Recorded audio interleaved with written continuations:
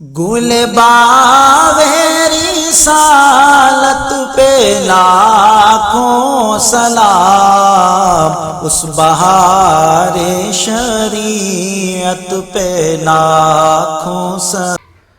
محترم خواتین و حضرات، السلام علیکم ورحمۃ اللہ تعالی وبرکاتہ۔ پروگرام آپ کے مسائل اور ان کا حل میں ایک مرتبہ پھر سے آپ سب کا خیر مقدم ہے۔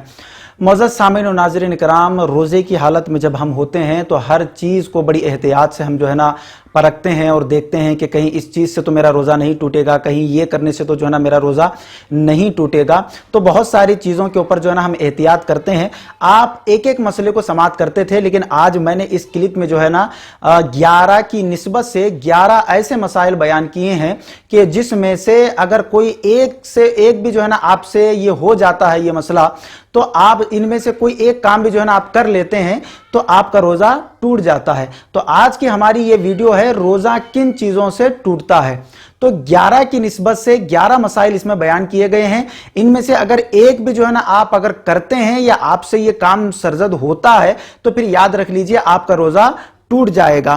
تو یہ جو 11 مسائل جو ہم اخذ کیے ہیں وہ اس کے حوالے بھی سماعت فرما لیں۔ بہت سارے لوگ کون سی کتاب میں ہیں، کہاں پر ہیں، یہ بھی تحقیق کرتے ہیں، تو اسی لیے میں پہلے حوالہ بھی دے رہا ہوں کہ حوالہ جات ہیں فتاوی عالمگیری شریف اور کنز الدقائق میں، بحر الرائق میں، در مختار، رد المختار اور فتاوی فیض الرسول اور بہار شریعت اور فتاوی اہل سنت میں، ایسی کئی کتب فقہ سے ان مسائل کو اخذ کیا گیا ہے۔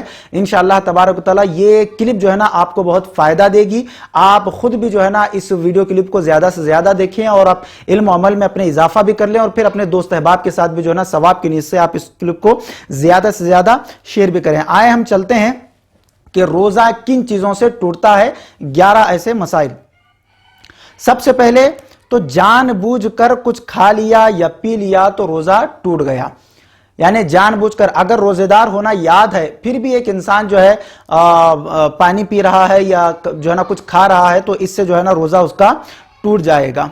اور دوسری بات یہ ہے کہ روزے کی حالت میں انہیلر استعمال کرنا، اس سے بھی روزہ ٹوٹ جاتا ہے۔ فتاوی اہل سنت میں ہے، اور میں نے جو کتابیں آپ کے سامنے پیش کی ان تمام کتابوں میں باتیں موجود ہے۔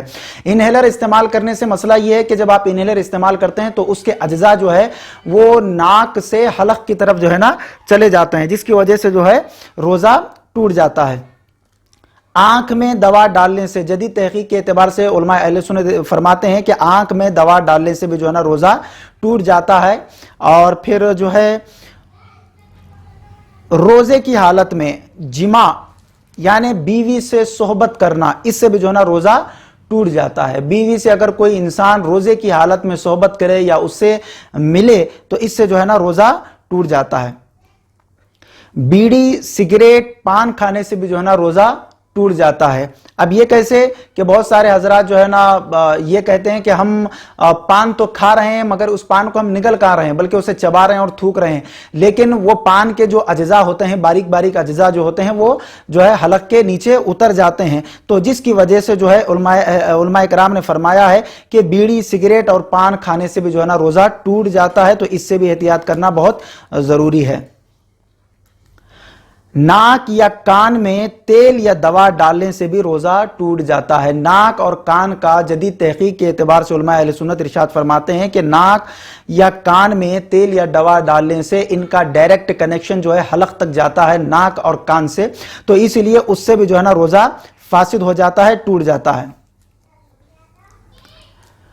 سوتے میں یعنی نیند کی حالت میں کچھ کھا لیا یا پی لیا اور پانی کا قطرہ وہ حلق میں چلا گیا تو روزہ ٹوٹ جاتا ہے۔ نیند کی حالت میں منہ کھلا تھا، کچھ کھا لیا یا منہ کھلا تھا، کچھ پانی پی لیا، جس سے ایک قطرہ بھی حلق کے نیچے اتر گیا تو پھر اس سے روزہ ٹوٹ جائے گا۔ روزے کی حالت میں آنسو منہ میں گیا اور اسے نگل گیا اور ایک قطرہ یا 2 قطرہ ہے تو روزہ نہیں ٹوٹا۔ اگر زیادہ ہے تو اس کی نمکینی پورے منہ میں محسوس ہوتی ہے تو جس سے روزہ فاسد ہو جاتا ہے۔ یعنی ایک آدمی روزے کی حالت میں اگر رو رہا ہے تو اس کا آنسو اگر منہ میں چلا گیا، اگر 1 قطرہ 2 قطرہ ہے تو کوئی مسئلہ نہیں ہے، اگر زیادہ ہے تو اس کی نمکینی کیا ہے، پورے منہ میں محسوس ہوتی ہے، اور وہ جب حلق کے نیچے اترتا ہے تو پھر اس سے روزہ فاسد ہو جاتا ہے، ٹوٹ جاتا ہے۔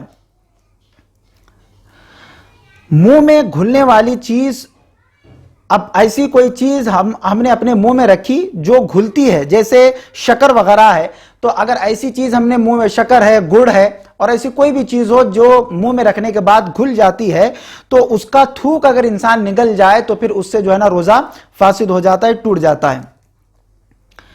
اور پھر 10ویں بات، اس میں 10واں مسئلہ، دانتوں کے درمیان کوئی چیز چنے کے برابر تھی یا زیادہ تھی، اسے کھا لیا تو روزہ ٹوٹ گیا۔ یعنی دانتوں میں جب کوئی چیز پھنسی ہوئی بھی رہتی ہے، ہم سحری کے وقت جو بھی کھانا وغیرہ کھاتے ہیں تو بعد میں دوپہر کے وقت جو ہے ہم دیکھ رہے ہیں اور جو ہے نا اس سے کاڑی کر رہے ہیں، تو چنے کے برابر ہے یا اس سے زائد تھی تو اسے کھا لیا تو پھر جو ہے نا وہ روزہ ٹوٹ جائے گا۔ اگر وہ نکل بھی جائے تو پھر اسے جو ہے نا تھوکنا لازم ہے۔